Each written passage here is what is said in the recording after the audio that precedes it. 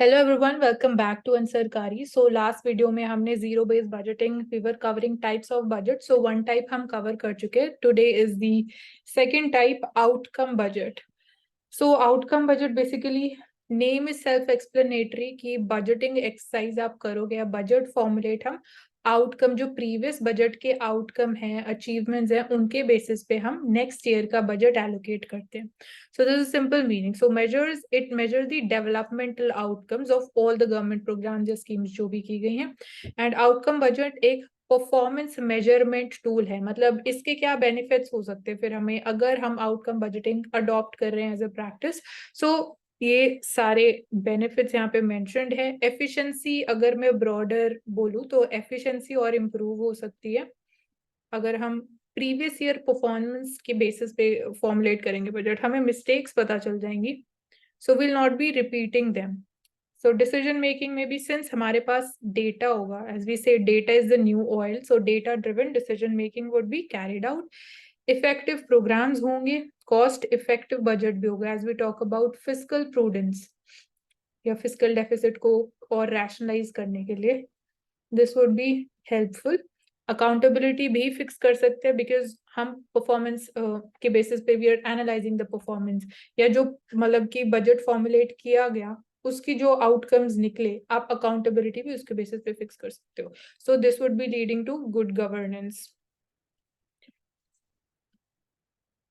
Moving further, so government programmes more result oriented, मतलब कि हम इसको बोल सकते हैं कि और प्लानिंग, मतलब प्लानिंग ओरिएंटेड हम बोल सकते हैं कि things would be more planning oriented. Document shows physical dimensions of financial budget indicating जो एक्चुअल फिजिकल परफॉर्मेंस है प्रीवियस ईयर में। So this I told you 2007-8 onward, जो 2007-8 फाइनेंशियल ईयर है, the previous performance budget was merged with the outcome budget. मतलब कि हम खाली performance budgeting के ऊपर नहीं वर्क कर रहे हैं, हम खाली बेसिकली आउटकम बजट सेपरेटली नहीं कर रहे, तो इन दोनों चीजों को हमने मर्ज कर दिया फ्रॉम 2007-8 ऑनवर्ड्स। सो इंडिया में we have been using this thing and first time we adopted this in 2005। So there was only one document जिसको हम बोलते थे simply outcome budget, and accordingly ministries had to prepare it. So annual outcome monitoring framework was there which was functioning. So ये एक tool है या instrument है जो हमने 2017 में introduce किया था, again to further take outcome budgeting to the next level.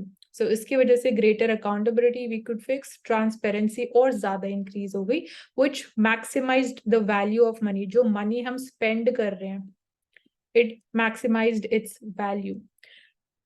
So this is kind of a smarter framework, which is departure from जो हमारी traditional approach थी कि हम again जो हमारे पास हम बोल सकते हैं कि finances in terms of numbers जो हमारे पास performance results रहते थे, उसको हमने और smarter तरीके से इस फॉर्म में क्रिएट कर दिया. So this became an efficient tool for this.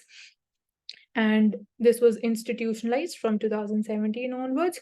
So this is signifying transition in the mindset of how even decision makers, they use evidence for the management.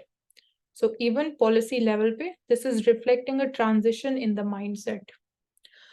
So outcome should be the first basis, or can say the first important factor. It should be our priority. Even like यहाँ पे तो हम government budgeting के context में इसको बात कर रहे हैं, इंडिविजुअल लेवल पे भी this can be definitely applied. So across sectors we've been using this thing. We are having indices also to analyze the performance. Citizen engagement would be increasing, more sensitization would be there. Citizens basically they can be made much more aware through this thing because we'll be having data, we'll be having evidence. So this will be promoting minimum government, maximum governance, as we were discussing कि इसके क्या benefits हो सकते हैं. So it has taken institutionalization, the outcomes in the government system, which is a step further. So this we have taken up. और क्या हमें reforms चाहिए जो हमें अभी हमारा करंट फ्रेमवर्क, करंट सिस्टम है आउटकम बजटिंग का, उसमें हम और क्या रिफॉर्म्स लेके आ सकते हैं.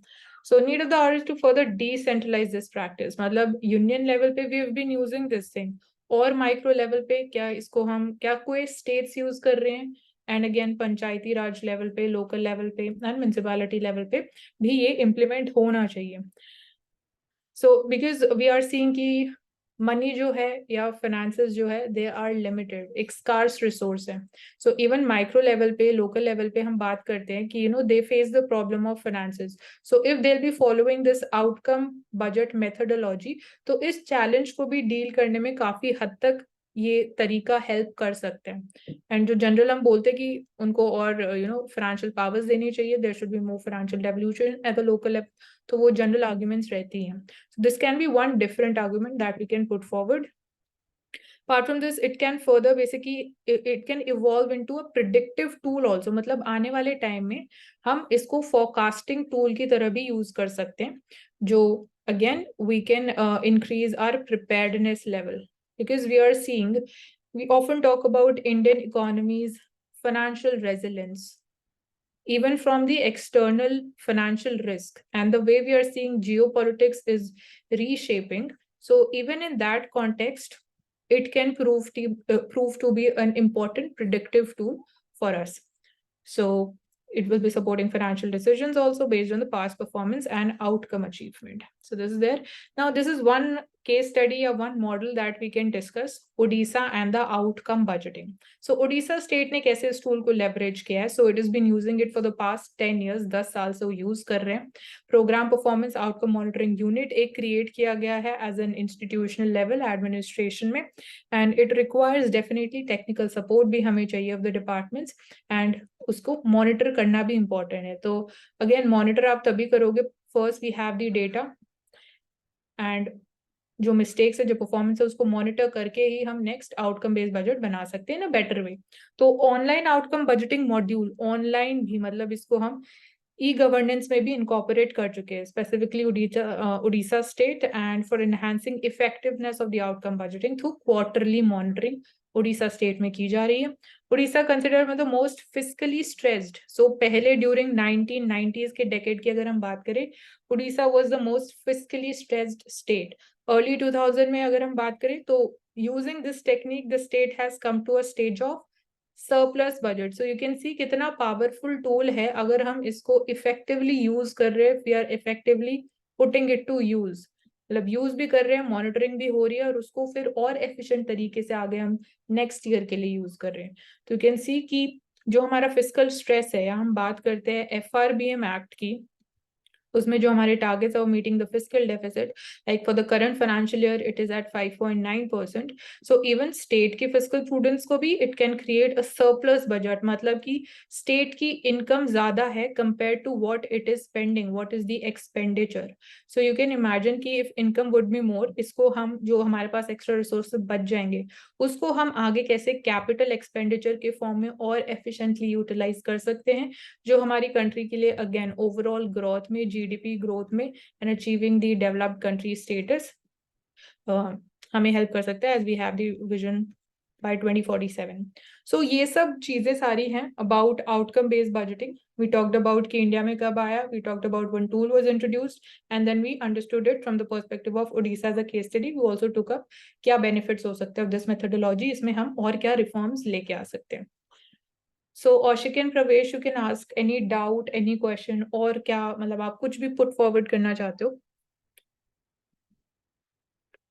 Basically, Mansi, I want to ask कि outcome budgeting and performance budgeting, ये दोनों में एग्जैक्टली बेसिक डिफरेंस क्या है?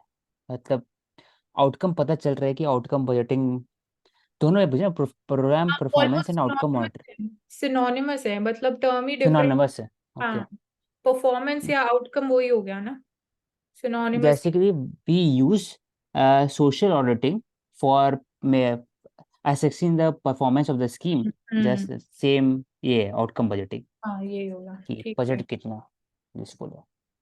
हाँ. ओके मानसी. ओके प्रवेश, आपको कोई डाउट, कुछ और interesting No, point? Mansi, no, it is done. Only one concern I have regarding this, that what are the major challenges will come if we will give the financial awards to the states and to the panchayats, if we are taking from them the output or the outcome reports or the outcome budgeting reports. मतलब उन्होंने कितना पैसा कहाँ लगाया, अगर वो सरकार central और स्टेट गवर्नमेंट उनसे मांगती है at the time of financial devolution, what are the major challenges will come?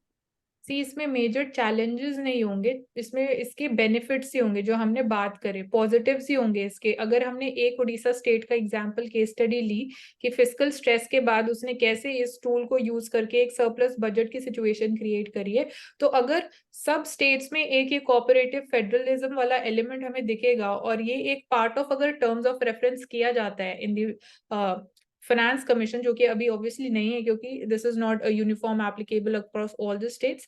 सो उसमें हम जो हमने बोला कि फिस्कल इफेक्टिवनेस, फिस्कल एफिशिएंसी हमारी और इंक्रीज हो जाएगी क्योंकि हमारे फिस्कल रिसोर्सेज हम और ज्यादा सेव कर सकते हैं अगर हम परफॉर्मेंस के बेसिस पे डिसाइड कर रहे हैं कि कौन सी स्टेट को, सपोज कोई चैलेंज है किसी स्टेट के लिए, आपने वो आइडेंटिफाई कर लिया, वो आप आइडेंटिफाई कैसे करोगे, परफॉर्मेंस के बेसिस पे आप उसको आइडेंटिफाई कर सकते हो।